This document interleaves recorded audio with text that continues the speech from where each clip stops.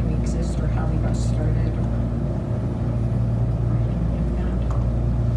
And so I thought I'd take this opportunity because I love shining.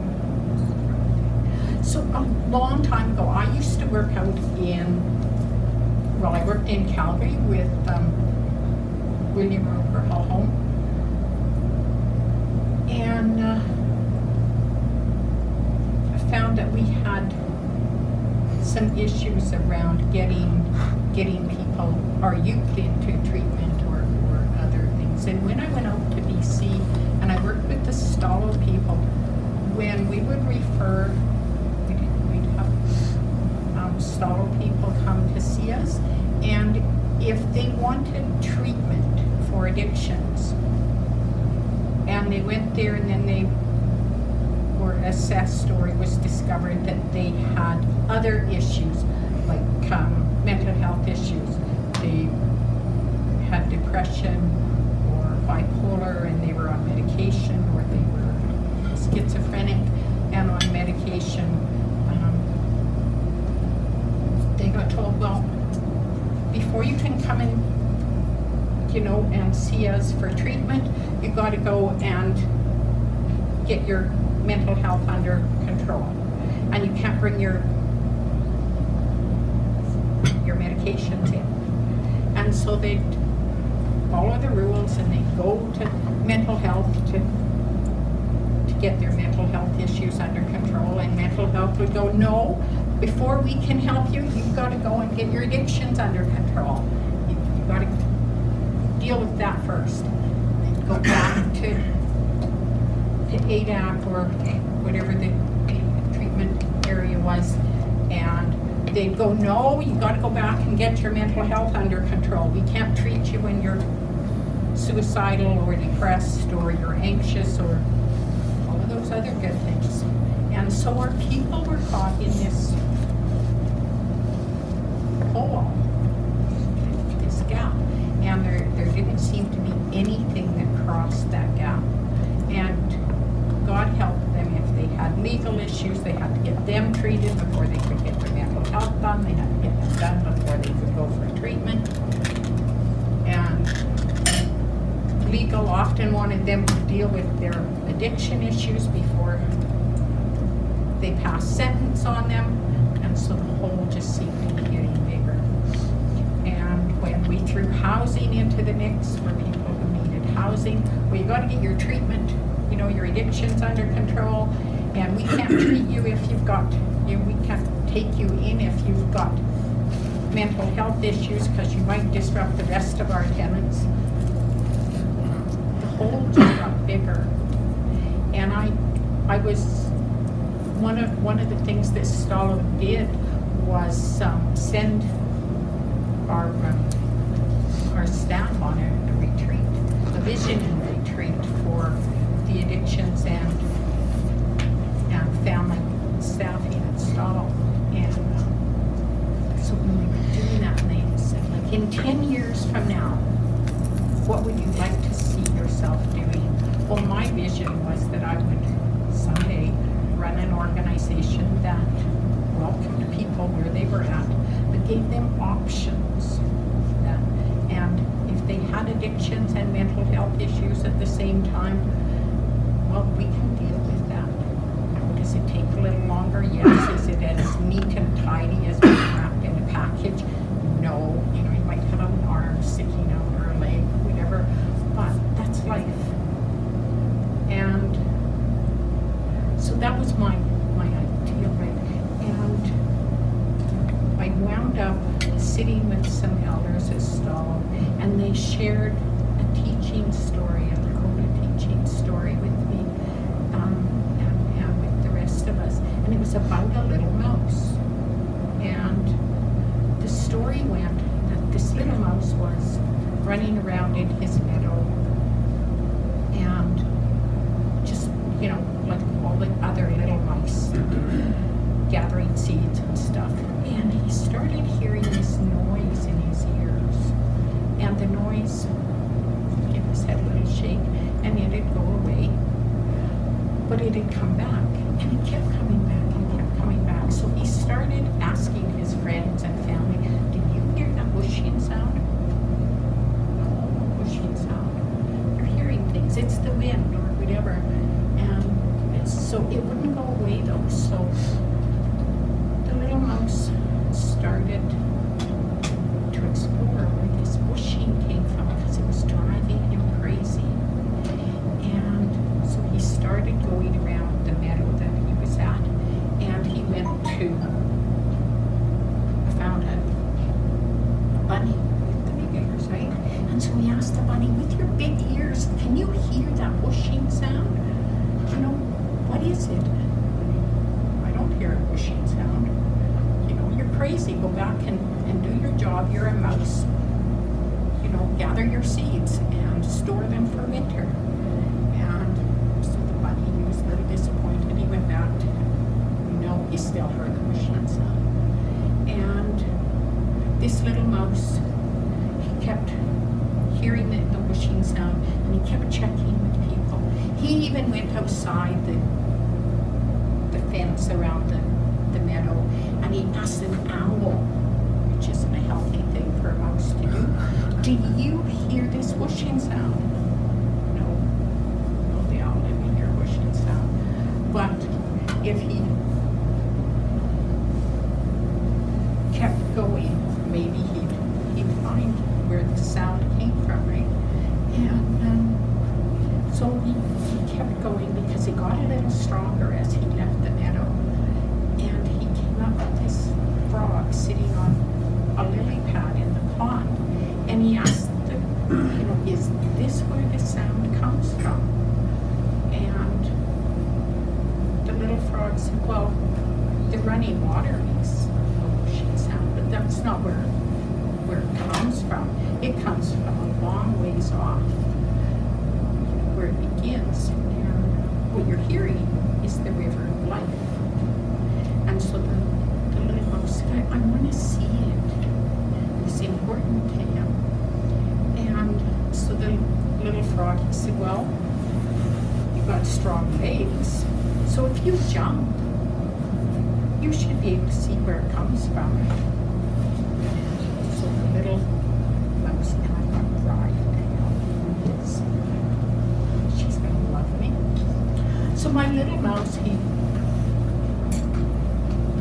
gathered his legs up and he gave a hop. Nope, he didn't see it. And he told the frog, "I didn't see it." And the frog said, "No, you got to put some effort into it. You got to jump." And so the little mouse tried again. Nope, never saw a thing. And the frog sat on his lily pad and he said, "No, if you want to see where it comes from, you have to give it everything you've got." So the mouse crouched down, gathered up all his strength, and gave a mighty jump. And rolled into the pond and came out struggling, sopping wet, and yelling at the frog that the frog was trying to kill him. And Riley doesn't think I would try and kill her. And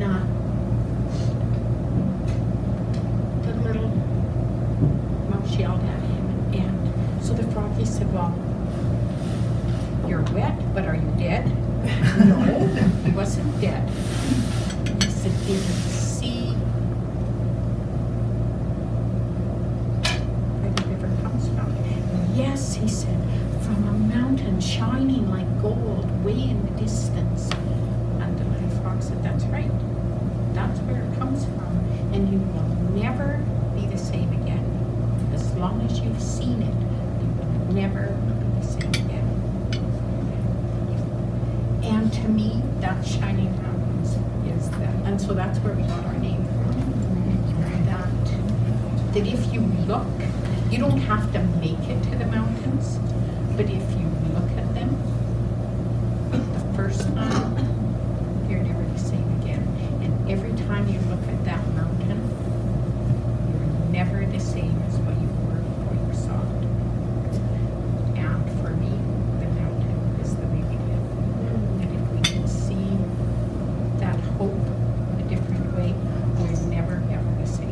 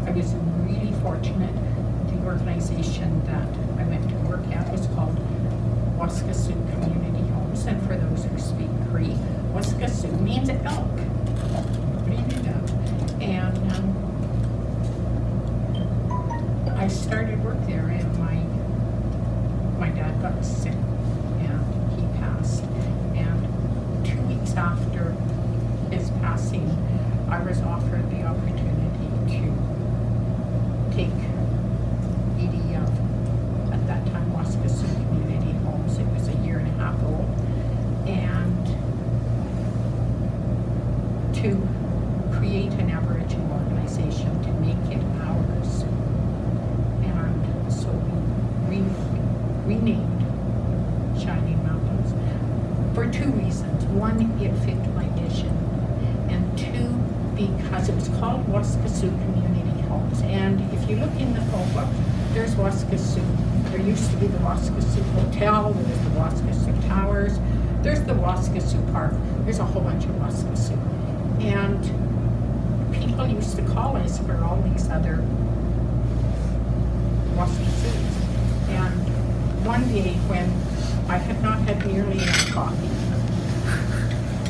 which was a sadness in itself, this man called who used to live in the Buffalo, or was staying in the Buffalo, and Buffalo was a hotel for drinking people, a lot of them. And he kept calling, asking for a room at the Waskesiu Hotel, and he was getting more and more insistent. And we kept telling him, this isn't the Waskesiu Hotel. And we have no connection to it, so I don't know if your friend is in this room or not. And I guess he was imbibing more than he really needed to, because he kept calling us back. And he finally called me back and called me some less than stellar names, demanding that I should put him through to this room. And I can't help that you're living in the Buffalo, and I can't help that you're drunk, because he told me, I live in the Buffalo, and I need this hotel. I can't help any of that. I don't know the number for Waskesiu Hotel, and I can't put you through to your friend. And I banged the phone down. That's it. We're going to see if we can change our name. And so we went to the registries and asked them about Shining Mountains Living Community Services, because I talked about that with my board back then, and they said, no problem, it's not being used. We applied for it, and we have been Shining Mountains for 20 years now. And that's how we got here. And so we still do cultural teaching or sharing, both about First Nations in general, Métis specific information, as well as cross-cultural teaching. And we do HIV, Hep C, TB, and STIs from an Aboriginal perspective, and with our stats and our knowledge about that. And we started housing when in 1999, Red Deer was checking with people, what do you need? What can we do to help you? And we had 4 or 5 of our Aboriginal men and campers down at Rotary Park. They lived there. And they said, you know, you can't give us, we don't want a house. I won't live inside 4 walls. The men said, I tried that, I can't do it. But if you could give us soup and a sandwich, dry blankets, you know, or dry socks, that'd be cool. And if there was a place we could come and have a cigarette without people throwing us out, that'd be even better. And I had an RV that wasn't used in winter, and so we put it on for the winter months. And we went on, our first night was a snowy night in December, or in November, and the poor thing never came off until it fell apart. It was literally put together with duct tape and twine in some places. Poor thing. But it served 11,000 people a year that would come on there, and it saved lives.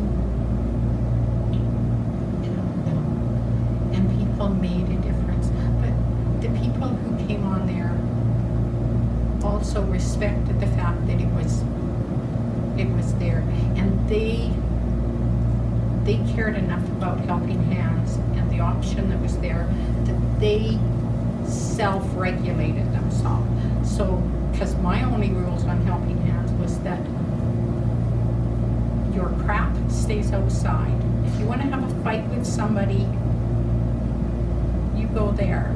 If they're here, they're just as welcome as you are. And you treat my staff with respect. And so in 5 years on Helping Hands, we had 2 people that had to be asked to leave. And we never had the cops have to come to them.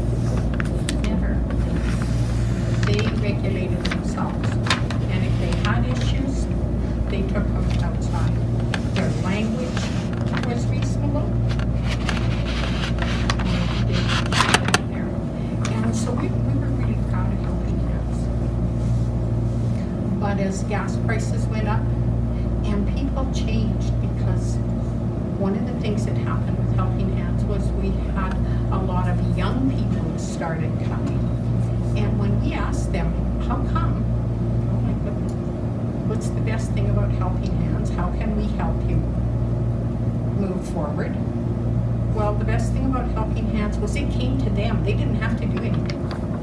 They didn't have to walk to Bibles or to Loaves and Fishes, or they didn't have to walk to the soup kitchen.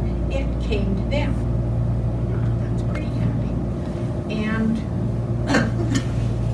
when we were checking to see what we do to make your life better, one young man, Mary Jo, for those of you who know her, she and I were doing Helping Hands because it was at Christmas.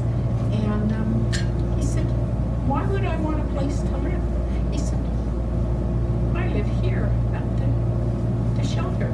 I get my laundry done for free. I don't have to pay utilities. I don't have to pay rent. I don't have to pay for my groceries. I don't have to pay taxes. And he listed all these things he didn't have to pay. Somebody cleans up for me. Somebody does my laundry. Why would I want a place that I had to pay for?